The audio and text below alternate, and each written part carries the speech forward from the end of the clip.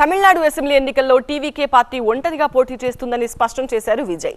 NDA కూటమితో పాటు ఎవరితో పొత్తు ఉండదని స్పష్టం చేశారు. తనను రాజకీయంగా అణిచివేయడానికి కుట్రలు జరుగుతున్నాయని ఆరోపించారు.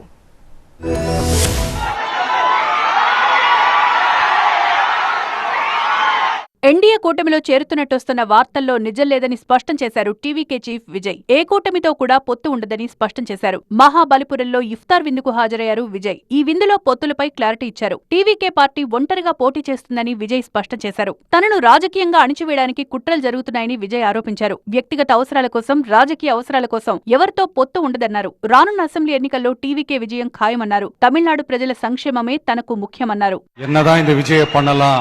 அப்படின்னு நினைக்கும் போதுதான் இந்த கூட்டணி அந்த கூட்டணிலாம் சேர போறாரு அப்படின்ட்டு ஒரு பொய்யான ஒரு பிரச்சாரத்தை பண்ணிக்கிட்டு இருந்தாங்க. நாங்க எப்பவுமே மதச்சார்பற்ற கொள்கைன்றதுல அந்த ஸ்டாண்ட்லயோ மதச்சார்பற்ற சமூக நீதி என்ற அந்த நிலைப்பாட்டிலையோ எப்பவுமே சமரசம் வச்சுக்கவே மாட்டோம்.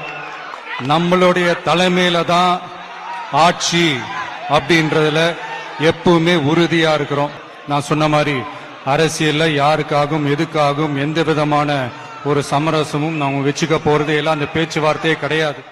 లౌకికవాదం, సామాజిక న్యాయానికి కట్టుబడి ఉన్నట్లు విజయ్ స్పష్టం చేశారు. విజయ్ పార్టీకి బీజేపీ 50 సీట్లతో పాటు డిప్యూటీ సీఎం పదవిని ఆఫర్ చేసినట్లు ప్రచారం జరిగింది. విజయ్ ఢిల్లీ పర్యటనలో పొత్తుపై చర్చలు జరిగినట్లు కూడా ఊహాగానాలు వినిపించాయి. అయితే బీజేపీతో సహా ఏ పార్టీతో కూడా పొత్తు ఉండదన్నారు విజయ్. 234 సీట్లున్న తమిళనాడు అసెంబ్లీకి ఏప్రిల్ 23న పోలింగ్ జరుగుతుంది. డీఎంకే, ఎన్డీఏ కూటమిల మధ్య గట్టి పోటీ నెలకొంది. అసెంబ్లీ ఎన్నికల్లో హంగొస్తే విజయ్ కీలక పాత్ర పోషించే అవకాశం ఉన్నట్లు రాజకీయ విశ్లేషకులు చెబుతున్నారు. మహాబలిపురంలో విజయ్ ఇఫ్తార్ విందుకు భారీ సంఖ్యలో అభిమానులు పోటెత్తారు. అయితే ఎంట్రీ టికెట్లున్న వాళ్లకే అనుమతిచ్చారు.